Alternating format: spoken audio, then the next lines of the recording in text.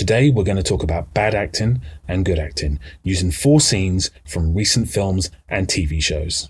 Acting is often mistaken for this. You get I don't think so. when you cross a mentally ill loner with a society that abandons him and treats him like trash. Call the police, I'll Gene. tell you what you get. Call the police. You get what you fucking deserve. Or this. What? What? No! No! Fuck you! Fuck! Fuck it!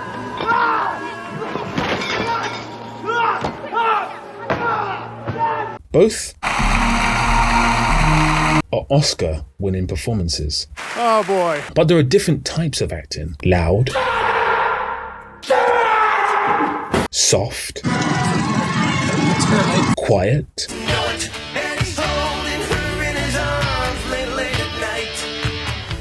Hard. Which way is right? This is a scene from the recent flop, Babylon. What is this shit? What is this shit? Oh, I'm the sick one. I'm the fucking crazy one. You people make me fucking sick. You're not better than me. Margot Robbie in this film is wildly miscast or not directed properly by Damien Chazelle. She is loud, boisterous, which in itself isn't a problem, but the execution is just so shouty. Hello, Colin. No, you're Mark. Ah! Fuck this shit! Not helped by the editing nor the direction. Now, the issue with this particular performance is quite simple. At the beginning of the film, we're introduced to the character who's wild, boisterous. The scenes, the editing, the music is also wild and boisterous. At no point during the film do we get a moment out with this character, a moment to sit down and reflect on her actions or her decisions. It's just wild and boisterous. And Margot Robbie isn't very subtle with it. Again, this is most likely down to direction, or it could be down to the script, which is also written by Damien Chazelle. For me, it's a very bad performance. It's actually quite a grating performance. Brad Pitt, who's also in the film, puts in a very subtle performance. He's a way more experienced campaigner, and his role is a lot more subtle in itself. I also think that Margot Robbie was, and I think maybe still is, going through a period where she's really trying to aim to get an Oscar, and she may think that the shouty, loud performances are the way to do so. Her most recent films prior to this one were all quite similar in tone in terms of her performance, so maybe it was just a particular style that she is going for at this moment in time. I'm not some monster. I'm trying to do the best with what I know how to. Miss and Harding. you're giving me it's like you're giving me a life sentence if you do that. You can't do that. Maestro, the recent Netflix release, directed by Bradley Cooper, is an actor's film. Cooper knows what actors need to perform at their best, being an actor himself. This scene is a masterclass in acting by the criminally underrated Carey Mulligan. It happens about 1 hour and 30 minutes into the film. Mulligan plays Felicia, Leonard Bernstein's wife and muse. In this scene, she's having an internal debate about the state of her marriage. Every little thought, dilemma, and scene that we've watched throughout the previous 1 hour and 30 minutes comes to play, all on the face of the wonderful Carey Mulligan.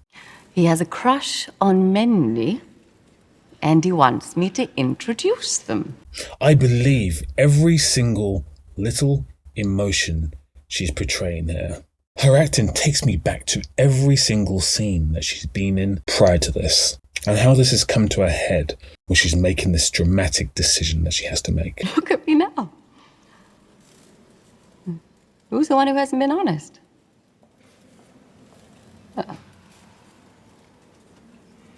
I miss him. That child of mine.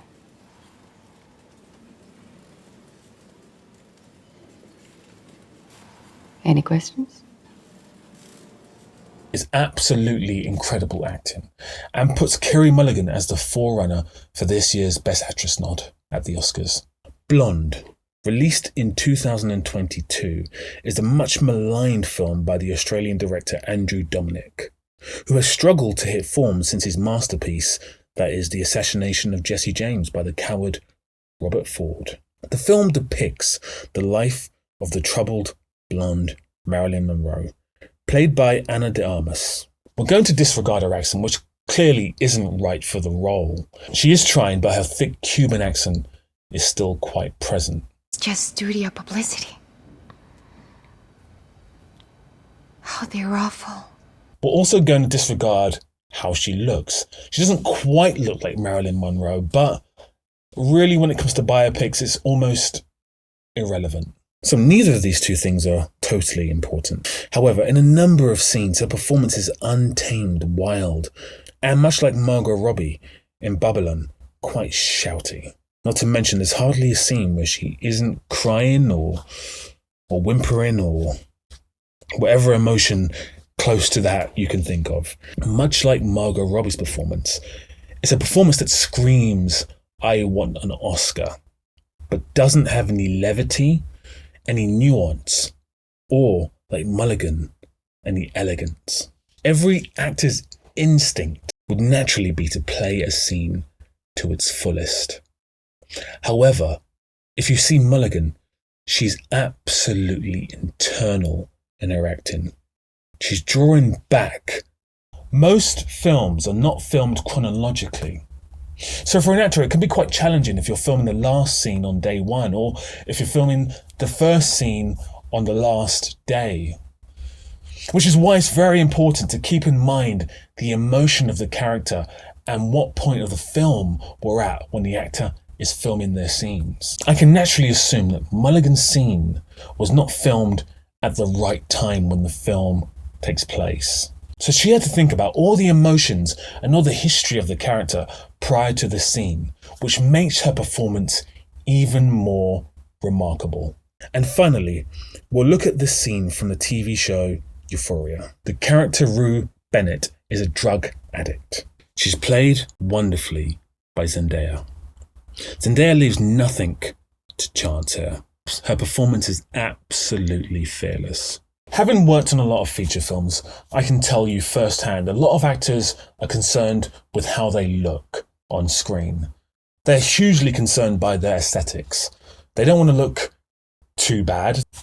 Naturally, if they're crying, they don't want to look ugly.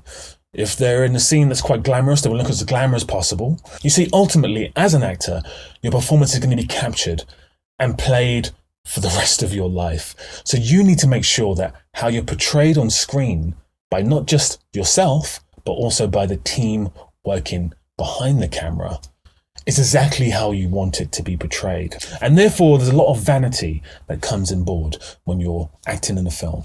In this particular scene, Zendaya is absolutely unabashed.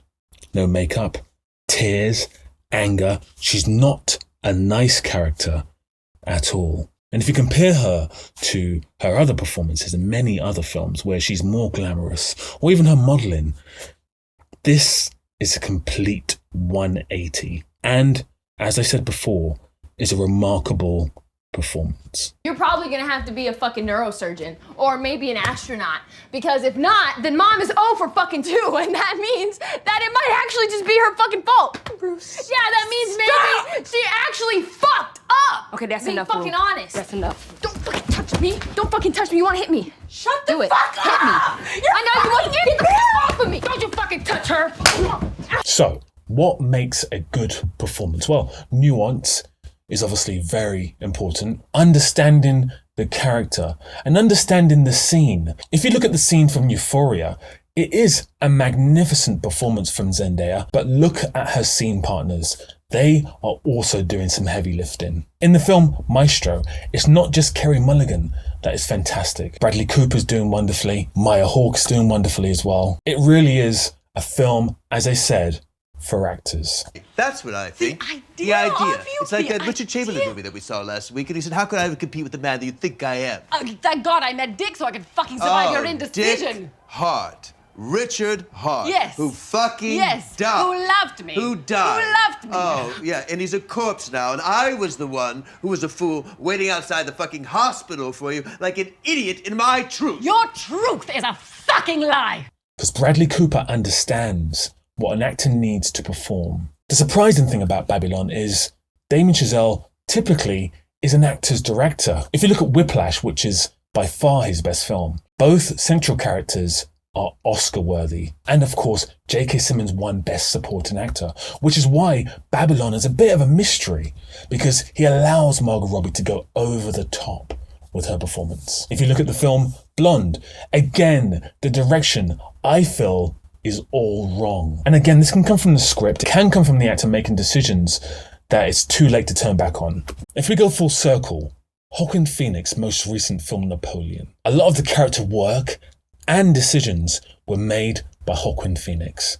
Ridley Scott simply just pressed record and Joaquin did his thing. And many think the performance is actually one of the problems in the film. So, what are your favourite performances over the past year in cinema? What do you think makes a good performance and a bad performance? What are the worst performances you've seen over the past year? Or what are the worst performances you've ever seen? If you haven't subscribed yet, please do. We're nearly on 1,000 subscribers. I would love for you to comment, hit the like button, and share the video. And until we speak again, big love.